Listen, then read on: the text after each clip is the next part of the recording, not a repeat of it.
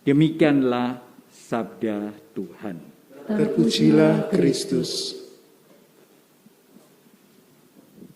Saudara sekalian terkasih, kita membaca Injil dalam konteks pertobatan, bukan hanya pengetahuan. Kalau doa ini dikaitkan dengan pertobatan, pertama memang kita harus tahu apa itu pertobatan. Sekali lagi, ini bukan lagi konsep. Sudah sering mendengar, tapi mengapa orang masih sukar bertobat? Itu persoalannya. Atau sering mendengar tentang pertobatan, tapi mengapa orang menjadi tidak tenang kalau disuruh bertobat dan sebagainya. Doa memang merupakan suatu jalan keutamaan dikatakan. Jalan yang penting membuat orang itu lebih mengenal Tuhan. Karena itu mengapa jangan bertele-tele, itu bukan sekedar kata-kata banyak.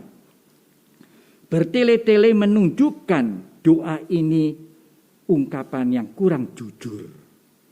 Orang yang kurang jujur bisa juga, saya tidak mengatakan selalu, bisa juga bertele-tele. Karena dia itu menutupi sebenarnya apa yang ada di dalam dirinya. Tetapi berdoa adalah merupakan sarana yang penting supaya orang itu benar-benar mengenal Allah.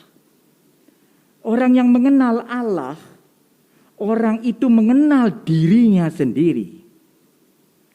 Makin orang itu tidak mengenal diri sendiri, menutupi semuanya dengan doa-doa yang bagus, orang itu tidak menemukan Tuhan secara benar, dan karena itu juga tidak mengenal kamu dengan dirimu secara benar. Karena itulah mengganggu pertobatan. Pertobatan itu tidak cukup sampai kepada penyesalan. Seringkali orang mengaku dosa, mungkin berhenti sampai pada penyesalan. Tapi penyesalan kalau tidak disertai pertobatan, maka penyesalan itu separuh jalan. Penyesalan itu masih ada suatu sikap pembenaran diri. Penyesalan itu memang penting. Kalau orang tidak menyesali apa yang diperbuat itu salah, maka orang seringkali apa yang dilakukan? Pembenaran diri. Karena itu jangan heran suami istri memang bisa berkelahi di dalam rumah, apalagi dalam pandemi ini seringkali bertemu antara mereka suami istri dalam rumah. Kalau dulu dua-duanya sibuk di luar, sekarang ini lebih banyak di rumah. Di situ mestinya makin saling mengenal, tapi sering sekali dalam prakteknya tidak mengenal.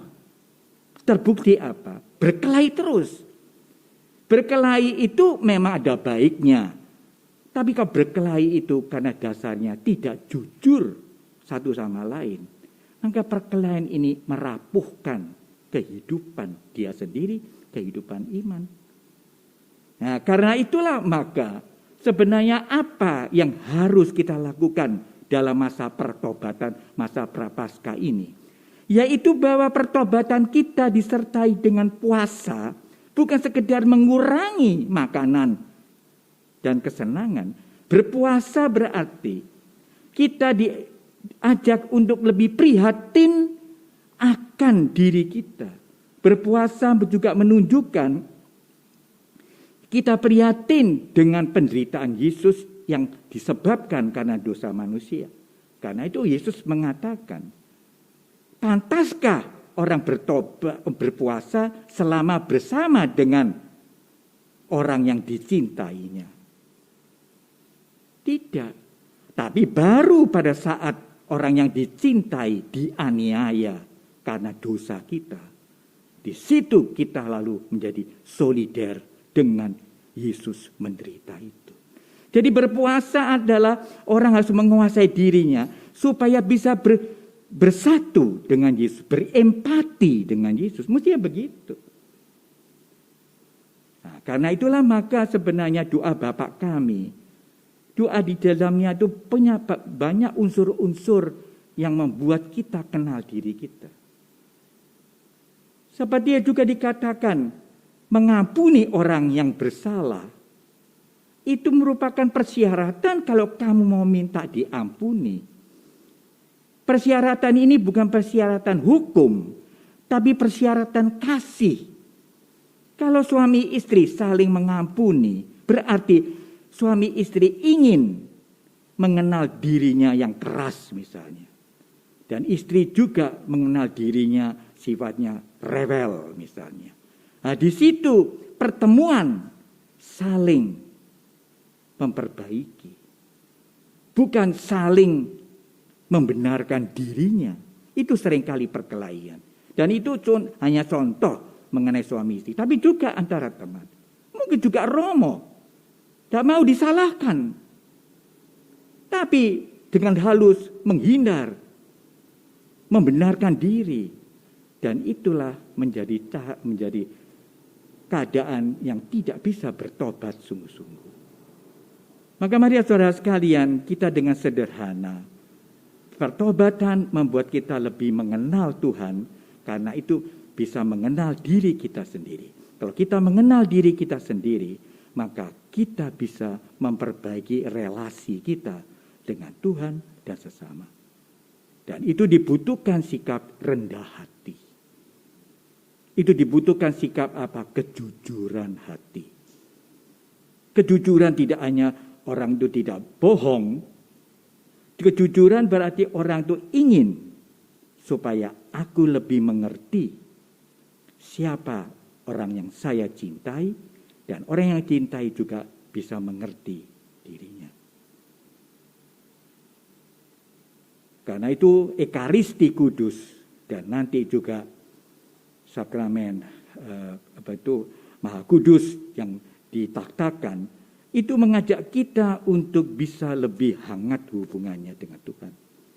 Supaya kita berani mengatakan sesuatu yang benar di hadapan Tuhan dan kita mengubah, itu yang penting, mengubah hidup kita menjadi lebih baik.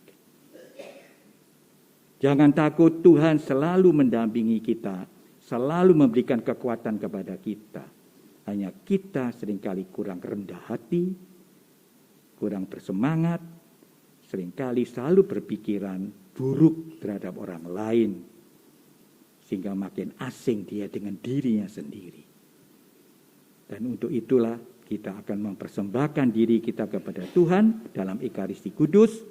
Sehingga kita bisa menerima roti kudus sebagai sumber kehidupan iman kita dan kekuatan kita. Dengan pokok-pokok pikiran ini, marilah kita melanjutkan perayaan Ekaristi Kudus dengan persembahan. Amin.